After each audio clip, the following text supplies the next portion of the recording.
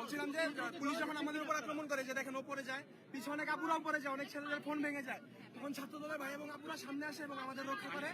আমরা তাদের এই ডিসিশনকে সাধুবাদ জানাই এবং ওয়েলকাম জানাই। জি, আমরা 5 জন প্রতিনিধিত্ব বাছাই করবো, যেমন ঢাকা কলেজ আছে, সিটি কলেজ আছে, আইডিয়াল কলেজ আছে, সিদ্ধেশ্বরী কলেজ বা সব কলেজে প্রতিনিধিত্ব করে 5 জন টিম আমরা পাঠাবো। ঠিক আছে, আমরা প্লিজ আপনাদের কাছে দোয়া করি। এডমিশনে বসতে পারতাম, একসাথে আমাদের হতো, কেউই কোনো ভোগান্তি হইতো না। কিন্তু এটা শিক্ষামন্ত্রী না করে উনি ওনার জিদের বসে আমাদের পোল্ট্রি মুরগি পর্যন্ত বলছে। তারপরে এইখানে পুলিশ কমিশনার আমাদের খুব বাজে একটা খারাপ আর কি গালি দিয়ে একটা খারাপ উচ্চারণ করছে, যেটা স্টুডেন্ট প্রতিবাদ করতে বসে। এইটা আপনি আপনাদের বাচ্চা কাচ্চার মতো আমাদের কেন এটা বলছেন? তারা বলতেছে আমি তো আর পুরোপুরি বলি নাই, এই সেই চ্যাত বানা বেশি আবিজাবি বলতেছে।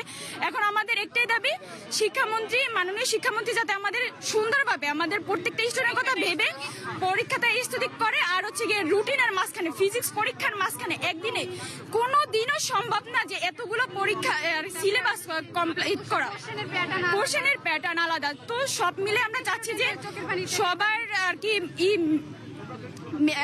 কি দাবিগুলো করে সুন্দর মতো পরীক্ষাটা নিতে আর সবার একসাথে কথা ভাবতে।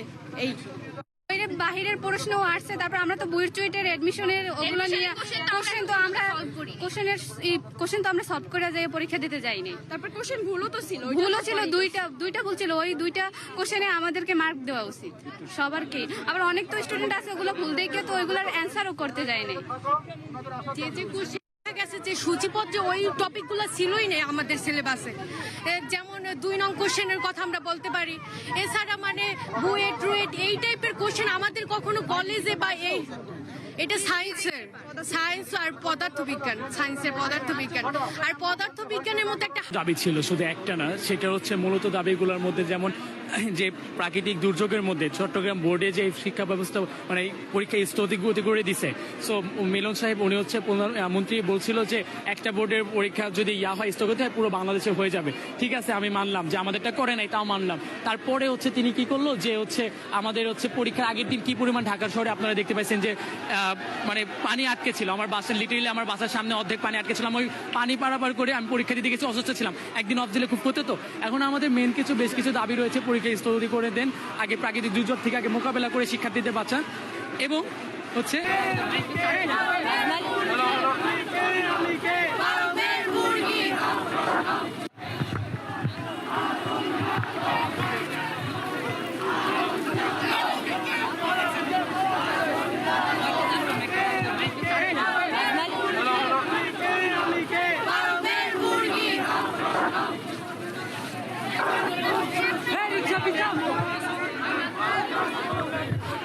এখনো আসতেছে, মানে এখনো যোগ হচ্ছে কারণ বিভিন্ন এলাকায় এক একজন দূরে টুরে, আর জানেন তো ঢাকা শহরের অবস্থা কি রকম।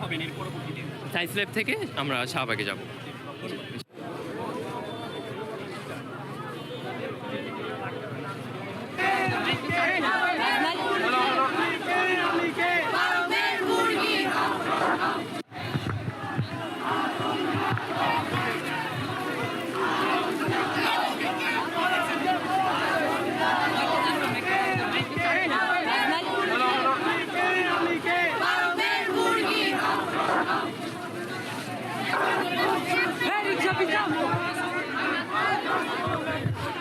এখনো আসতেছে না, মানে এখনো জোর হচ্ছে, যোগ হচ্ছে, কারণ বিভিন্ন এলাকায় এক একজন দূরে টুরে, আর জানেন তো ঢাকা শহরের অবস্থা কি রকম।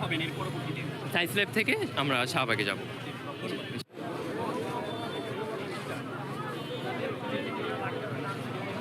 পুলিশ বাদ দিবে 24 সালে বিজিবি সেনাবাহিনী র্যাব পুলিশ কেউ পারেন স্নাইপার দিয়ে গুলি করে আমাদের থামাইতে পারেন, আর এই পুলিশ আমাদের লাঠি দিয়া থামাইতে পারবো আপনারা মনে করেন? কোনোদিন সম্ভব না। আমরা এখন যাব শাহবাগের দিকে, দেখি শাহবাগ দিয়ে যদি আমরা বাধা নেওয়া না হয় আমরা শিক্ষা ভবন যাব, শিক্ষা ভবন ঘেরাও করব। তাও যদি কোনো কাজ না হয় আগামীকাল সচিবালয় ঘেরাও হবে, আগামীকাল সচিবালয় ঘেরাও হবে হবে হবে মাস্ট। আজকে রাতের মধ্যে প্রধানমন্ত্রীকে স্টেটমেন্ট দিতে হবে ওনার শিক্ষামন্ত্রী কি করবে, কারণ এখনো বলতে হবে আপনারা তো তাহলে কোনো সাংবাদিক না। এটা জানি, কিন্তু আমার কথা হচ্ছে পরীক্ষার হলে আমরা অনেক নার্ভাস থাকি। এটা আমাদের লাইফের একটা গুরুত্বপূর্ণ পরীক্ষা। আপনার কথা মতো যে এটা আমাদের লাইফের একটা গুরুত্বপূর্ণ পরীক্ষা। সে বলছে যে পরীক্ষায় যদি সে পরীক্ষার বাইরের কোনো প্রশ্ন দিয়ে থাকে, কোনো ভুল করে থাকে, তাহলে সে ওটার মার্ক দিয়ে দিবে। তাহলে পরীক্ষার মধ্যে আমাদেরকে কেন প্যানিক করলো, আমাদের কেন ট্রমাটাইজ করলো? একটা স্টুডেন্ট সারা রাত ধরে সারা রাত জেগে পড়ে যাচ্ছে, এরপরে যদি সে পরীক্ষার প্রশ্নের মধ্যে দেখে যে ওই প্রশ্নই সে যা পড়লো, সে কোয়েশ্চেনই আসে না এমসিকিউর মধ্যে, সে তো পরীক্ষার প্রশ্ন দেখে ট্রমাটাইজ হয়ে যাবে। সে আর কি লিখবে? তার বাকি পরীক্ষা কিভাবে ভালো হবে?